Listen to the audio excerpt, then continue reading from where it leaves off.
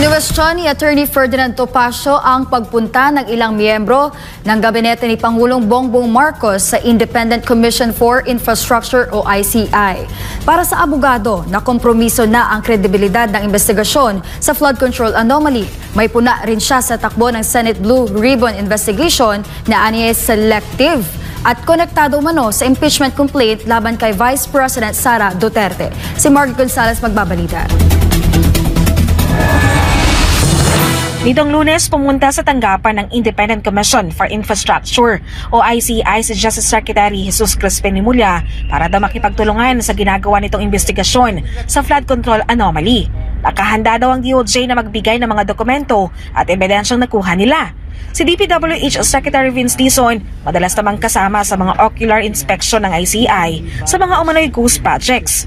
Una na rin sinabi ni Dizon na nakahanda silang makipagtulungan sa investigasyon ng ICI. Pero para kay Attorney Ferdinand Topacio, iba ang kanyang basa sa mga pagdalaw ng mga miyembro ng gabinete ni Pangulong Bongbong Marcos sa ICI. Para sa kanya, nakompromiso na ang pagiging independent nito. I regret to say na it is my firm belief na compromise na ang independence ng ICI with the government's undue and inordinate reliance on the DOJ to do everything. Bakit dadalaw yung DOJ Secretary sa ICI? Bakit laging kasama si Secretary Dizon sa mga yung mga anong tawag doon, yung mga ocular inspection? Hindi ba the secretary, all the members of the cabinet are alter egos of the president? Bakit nandoon ang alter ego ng president with members of a commission that is supposed to be independent? Maging sa ginagawang investigasyon ng Senate Blue Ribbon, may napansin si Atty. Topacio kung saan mabilis anya naging case build-up ng Law Enforcement Unit laban sa mga senador na idinawit ng mga dating opisyal ng DPWH, habang tila wala namang aksyon sa mga idinawit na kongresista ng mag-asawang kontratistang Diskaya. Dagdag pa ni Topacio, nabanggit pa daw ni Senator Lacson na halos lahat ng senador may insertion sa national budget. Sa bahaging ito, ang base ni Topacio, ang galaw ni Lacson may kaugnayan sa impeachment complaint laban kay Vice President Sara Duterte, lalo pat ilan sa mga nadidiin sa anomalya ay ang ilang senador na pumabor na i-archive ang reklamo.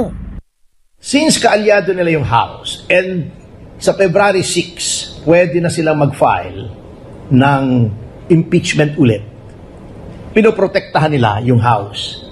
Ang ginawa nila, they put a sword of Damocles over the heads of these senators na magtatry ng impeachment complaint kung may bago. Parang sinasabi nila, sinama pa nila si Bong Revilla, hindi porket senador ka, hindi ka makukulong. Hindi ba nakulong si Jinggoy? O, di ba? Nakulong si Juan Ponce Enrile. Di ba? Di ba nakulong si Bong Revilla kahit senador? Magpa-file kami ng impeachment, kita nyo tinarget yung mga anti-impeachment na nakita nila. Si Jinggoy, Joel, Chis Escudero, yung mga nag-archive. Pag hindi kayo umayos, pakukulong namin kayo. Amin ang DOJ at baka maging ombudsman si Boying Remulla, wala kayong pagtutunguhan. Kulong kayo pag hindi kayo bumoto in favor of impeachment. Tinakot na nila. Samantala, naniniwala naman si Topacio na walang saysay ang ginawang resignation ni Saldico sa gitna ng investigasyon sa flood control scandal dahil papalitan lang naman daw siya ng second committee ng party list group. Good move pa nga niya ito para kay Saldico dahil magiging moot and academic na ang ethics complaint laban sa kongresista sa Kamara. Hindi pa makakalkal yung mga dapat makalkal laban sa kanya. So, I think that was a good move on his part. Hindi pa siya subject sa orders ng leadership ng House na, uy, bumalik ka na. Oh, yun ang purpose ng pag-resign niya. Obvious naman. Sa issue naman kaugnay kay Martin Romualdez, payag ni Topacio, I hope na he belatedly gets a sense of delicacy kasi hindi lang naman isa at alam nyo, common knowledge naman yan na it goes all the way to the top. Hindi naman magkakaroon ng insertion kung hindi alam ng speaker. Na nangyayari ngayon, Prof, kabilang na po ito sa magiging plano nila sa politika o plano nilang, sa mga plano nila this coming 2028 elections, itong lahat. Opo, pero alam mo, isang factor ho dito na gusto din nating manawagan, maging masusi at maging vigilant yung atin po mga kababayan. Tandaan po natin, minsan po kahit na po ganyan at nasaksihan ho ito natin sa iba't ibang mga tumakbo nito nakalipas na eleksyon, kahit na po may hindi magandang record, nagagawa pa rin din pong manalo. So sa atin po, madali pong makalimot ang mga Pilipino So dahil nasa advent naman po, meron po tayong mga various social media platforms at access towards any other informative programs na katulad po nito at marami pa po dyan, ay magsilbing paalala po sa atin pong mga kababayan na maging mapanuri, maging mapagmatsyag at maging kritikal doon po sa mga leader na iboboto po nila sa 2028. Opo, at kabilang nga din sa mga nabanggit ni Senator Chis Escudero, si dating Speaker Martin Romualdez daw ang nasa likod ditong paggamit o pagpilit na paggamit ng pondo for later release upang pilitin ang impeachment complaint laban kay Vice President Sara Duterte. Anong masasabi po ninyo? Nako, yun din nga ho, napakabigat po niyan. At kung totoo po ito, ang isa rin din po siguro nating hamon kay Senator Escudero ay maglabas po ng ebidensya. So ito po kasi mapapatunayan lamang po ito at lahat po ito, ika nga po, pwede nating sabihin na he said, she said, it's basically manner by which one claim to that of the other, lahat po ito ay mapapatunayan sa ebidensyang ipepresenta. At dito po masasubstantiate dun sa ebidensya kung meron man po si Senator Escudero beyond his privilege speech, maglabas po ng ebidensya upang mapatunayan. Ngayon, kung meron pong weight, kung meron hong value yung ebidensyang nalabas at ito naman po ay alinsunod sa paratang, ay dito po pwede pong idetermina ng atin pong Department of Justice, National Bureau of Investigation, na kung saan pwede po nilang i-evaluate kung meron man pong ebidensya at gawin ang kaukulang hakbang upang mampanagot po ang atin pong mga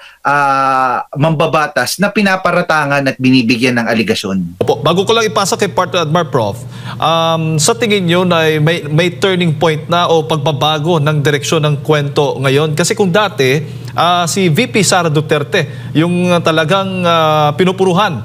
Pero ngayon, biglang si Speaker Martin Romualdez na.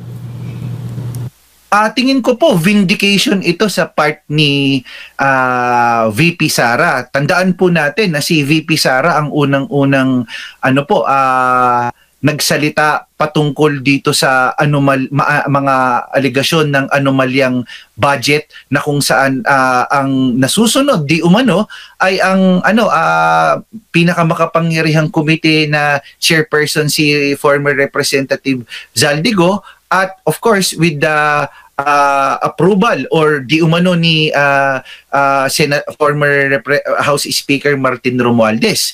So, kung makikita natin, vindication ito kasi hindi lang si VP Sara ang nagsalita, kung hindi napatunayan ito doon sa lumabas na mga manomalyang flood control projects at ang pagdawit basically po na may direct accountability si Representative Zaldico. So ito yung mga inaasahan natin na magandang na-substantiate ng ebidensya at mga dokumentong nasa harapan natin ngayon kung yung sinasabi man ni Senator Escudero ay totoo in terms of claiming doon sa kanyang mga paratang. So ito po, malinaw na vindication ito sa part ni VP Sara. Dati po kasi talagang wala pong pumapansin, nagkaroon ng negatibong pagtingin kasi ang dating galit lamang siya dahil napupuruhan o nadidiinan ang pamilya Duterte. Pero ngayon, klarong-klaro na it's a sort of a vindication because it is now substantiated because of the anomalous flood control programs na meron tayo at kitang-kita doon sa paggalaw ng National Expenditure Program through the GAA na malaki ang kinalaman ng accountability ng former chairperson ng Appropriations Committee. Opo, Prof, si Admar po ito, magandang umaga po. Advantage po ba o disadvantage yung pagbibitiw bilang kongresista ni Congressman Elizalde Co po? Nako, ako tingin ko magmamatter lang ho kung ano man yung actions niya kung mapabalik ho siya dito. Yun ang pinakasukatan ho yan. Kasi una sa lahat, ang pagbibitiw niya, mawawalan na ho ng saklaw sa kanya ang Kongreso dahil technically hindi na ho siya miyembro. Pero marami naman hong instrumentalities or approach para mapabalik ho siya dito sa ating bansa. Una, kung talagang meron na upon evaluation na mabigat talaga ang kasong kanyang kinaharap at meron ho talagang masasubstantiate ng ebidensya, sampahan na ho siya ng kaso at kansilahin na po ang kanyang pasaporte. Maaari na rin din po makipag-ugnayan sa Interpol para mabantayan po ang kanyang galaw.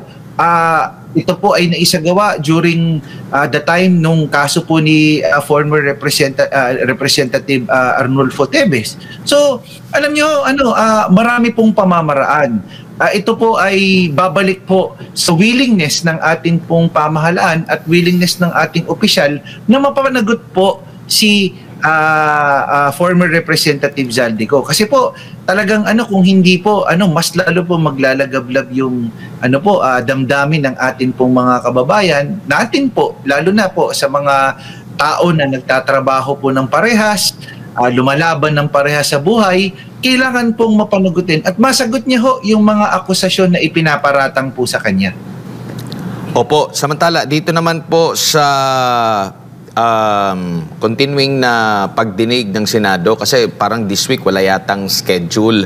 Nung matanong sa mga panayam itong si Senador Lacson, nag-aantay pa if ever meron bang bago, kung ano pa ang mga dapat pag-usapan nga. Sa tingin nyo po, marami pang mga katanungan ang pending. Kaya kailangan talaga magtuloy-tuloy ito at wag itigil ang investigasyon po, Prof? Tingin ko po, wag pong itigil. Pangalawa pa po, ang tingin ko, tip of the iceberg lamang yung Bulacan. Kasi kung titignan ho natin, yung Bulacan, yung first engineering district lamang ho. Ang tanong ho dyan, paano ho yung ibang nasa LGU na meron hong parehong kalakaran na ginawa na doon naman inilagak yung pondo. So, ano po yan? Paano ho yung mga ebidensyang meron dyan? Paano ho yung mga dokumentong hindi natin po alam, nagawa na po nila ng paraan para kung sakaling halimbawa po na sila na po ma-pinpoint or maisalang, alam niyo wala nang ebidensya pong makakalap. So, ito ho yung takot o pangamba natin na kung saan mapapanagot ba. Kasi lumalabas po, all eyes po dito sa Bulacan, na tingin ko, para sa akin lang hong pagtingin, yun na yun. Yun na yung sa Bulacan. Let's focus on other matters. Pangalawa din po, yung hiling din natin, yung tingin ko rin din po sa Senate Blue Ribbon Committee, i-thematic ho natin, by thematic ho, halimbawa ho, may specific agenda ng pagdidinigin. Kasi ang minsan hong nangyayari, parang parang sabog-sabog ho yung proseso po ng pagdinig. So dapat po maganda kung halimbawa po, ito po, tapos na tayo dun sa Bulacan, ano pa ba yung pwedeng testimonya? Okay na po dun, mag-move on tayo. Halimbawa, huli, yung pong yung witness na ipinresenta ni Senator Marcoleta. So pwedeng questionin ang kanyang kredibilidad, totoo ba yung kanyang sinasabi, and so on and basically and so forth. So marami pa pong matutuklasan, marami pa pong pwedeng mapag-usapan. Pero higit po sa lahat, nag-aantay na po Sir Edmar ang taong bayan. Na sino ba ang mga opisyalis na dapat pong panagutin. And I'm sure marami pong sa revelation na to, ang pinakamaganda ho magkaroon ho talaga ng pananagutan at the same time ano ho yung legislative reform na po pwede ho nilang gawin dahil in aid of